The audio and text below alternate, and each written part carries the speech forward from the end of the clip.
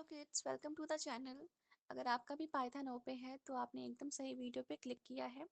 पहले तो जान लेते हैं कि पाइथन का ओपे देते कौन बच्चे हैं। वो बच्चे जिनका फाउंडेशन लेवल का फर्स्ट सेमेस्टर कंप्लीट हो चुका होता है, वो सेकंड सेमेस्टर में होते हैं और सेकंड सेमेस्टर में उनके पास सब्जेक्ट पाइथन होता है। वही पाइथन का ओपे देने के लिए एलिजिबल है। पाइथन का ओपे देने के लिए एक और एलिजिबिलिटी क्राइटेरिया है, वो ये है कि आपका एससीटी अप्रूव होना चाहिए। एससीटी क्या होता है? एससीटी होता है सिस्टम कंपैटिबिलिटी टेस्ट। अगर आपको नहीं पता है कि ये क्या होता है, इसके बारे में डिटेल्स चाहिए तो मैं आपके लिए दूसरा वीडियो बना दूंगी। तो बात करते हैं एससीटी की। एससीटी ये है कि आपको बस अप्रूव करना है। अगर अप्रूव होता है तो आप बैठ सकते हैं ओपे में, अदरवाइज नहीं बैठ सकते हैं।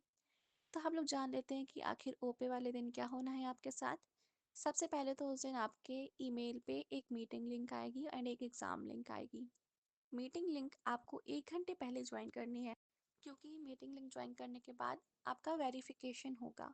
कभी कभी वो लोग आपसे पूछ लेते हैं आपका रोल नंबर और कभी कभी नहीं पूछते हैं। वो पूछेंगे कि आप अपना रूम दिखाओ, आपको अपना रूम दिखाना होगा। डोर लॉक है सही से कि नहीं वो दिखाना होगा। आपका सीटिंग एरिया दिखाना होगा, लैपटॉप के नीचे कुछ रखा तो नहीं है ये दिखाना होगा।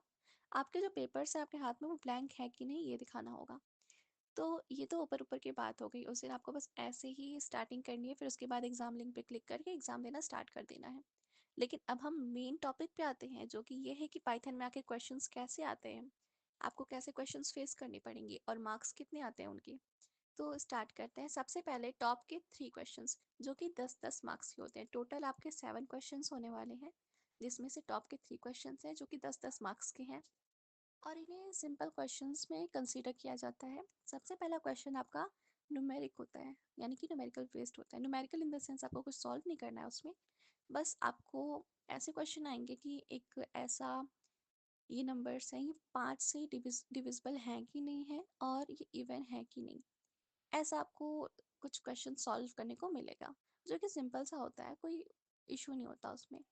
जो दूसरा क्वेश्चन होता है 10 मार्क्स का, वो स्ट्रिंग का होता है।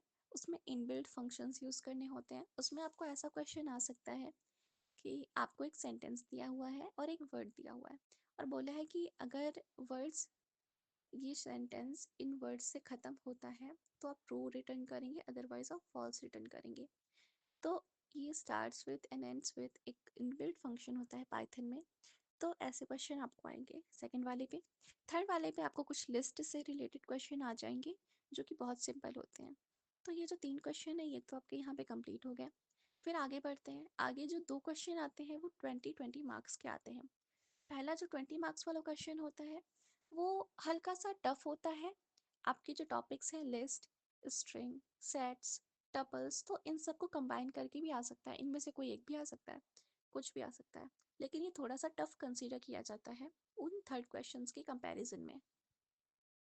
उसके बाद नेक्स्ट 20 मार्क्स वाला क्वेश्चन वो होता है इनपुट आउटपुट का क्वेश्चन, और ये हमेशा आता है।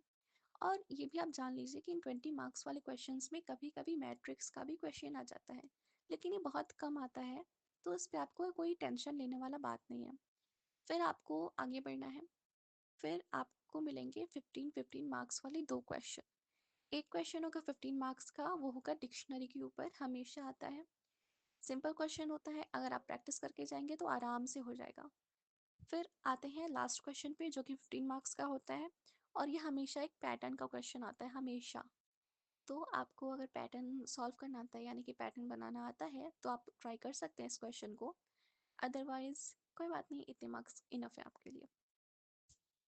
तो अब आते हैं कि आपको कौन से टॉपिक्स पढ़ने हैं ताकि आप ओपे में अच्छे मार्क्स ला सको। तो सबसे पहले बात करते हैं string, tuples, sets, dictionary, list. ये 5 चीज़ें तो हैं जो आपको अच्छे से पता होनी ही चाहिए। आपको लूप्स चलाने आने चाहिए और हाँ, डिक्शनरी पे आपको बड़ी क्वेश्चन सॉल्व करने आने चाहिए। बस इतनी चीज़ें आपको पढ़ लेनी है बहुत अच्छे से। आपको जीआरपी खुद से करने हैं। आपको जो सेट्स मिलते हैं वो खुद से सॉल्व करने हैं। इन केस आपसे सेट सॉल्व नहीं हो रहे हैं तो आपको क्या करना है ये सुनिए। आप सेट्स का एक क्वेश्चन उठाइए, चैट जीपीटी पे डालिए, वहाँ से वो सॉल्यूशन देगा, उस सॉल्यूशन को समझिए। फिर चैट जीपीटी से ऐसे ही सेम 10 क्वेश्चंस मांगिए और फिर उन क्वेश्चंस को करिए। ऐसे ही आपकी नॉलेज बढ़ेगी और फिर आपको कॉन्सेप्ट समझ आने लगेगा। इसके अलावा और भी रिसोर्सेज हैं, जैसे कि आप टीएस सेशन देख सकते हैं, और यूट्यूब पे कुछ अच्छे अच्छे चैनल्स हैं, उनसे भी आप अच्छे से सीख सकते हैं पाइथन। आज के लिए सिर्फ इतना ही। चलिए हम मिलते हैं आपसे नेक्स्ट वीडियो में। तब तक के लिए गुड नाइट, बाय।